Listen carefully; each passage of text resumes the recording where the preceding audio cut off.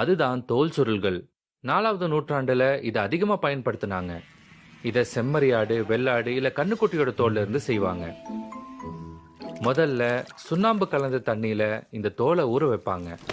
அப்புறம் முடியையும் அதுல இருக்கிற சதையையும் வலிச்சு எடுப்பாங்க. அதுக்கப்புறம் இந்த தோலை இழுத்து கட்டி அதுல இருக்கிற கொழுப்பையும் தேவையில்லாத மத்ததையும் கத்திய வச்சு சுரண்டி எடுப்பாங்க. அப்புறம் அதை இன்னும் நல்லா இழுத்து கட்டி காய வைப்பாங்க. அப்பதான் அதுல இருக்கிற சுருக்கங்கள் போகும், இன்னும் உறுதியாகும். கடைசியா அதுல சுண்ணாம்பு பொடிய தூவி ஒரு கல்லை வச்சு தேய்ப்பாங்க. அப்பதான் அது எழுதுறதுக்கு ஏத்த மாதிரி சமமாகும். ஒரு தோல் சுருளை பண்றதுக்கே எவ்வளவு வேலை இருக்குன்னு பாத்தீங்களா? தோல் சுருள்கள்ல எழுதின நிறைய கையெழுத்து பிரதிகள் இன்னைக்கு வரைக்கும் இருக்கு. இந்த 2 ஒரிஜினல் கையெழுத்து பிரதிகளும் தோல் சுருள்கள் எழுதினதுதான். இன்னொரு பிரபலமான கையெழுத்து பிரதி கோடெக்ஸ் அமியாட்டினஸ், அது இட்டாலியில இருக்கு.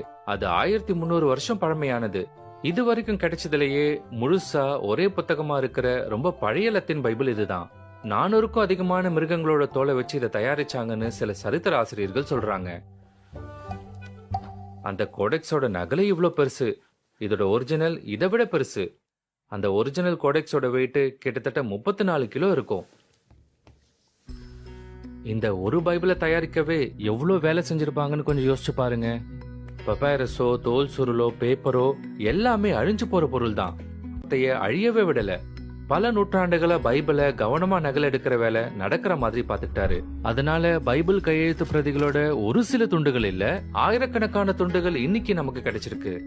அடுத்த தடவை போன்லயோ டேப்லெட்லயோ பைபிள் வசனத்தை படிக்கும் போது இதை கொஞ்சம் யோசிச்சு பாருங்க.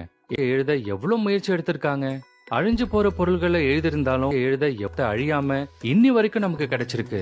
இது எவ்வளவு பெரிய அற்புதம்.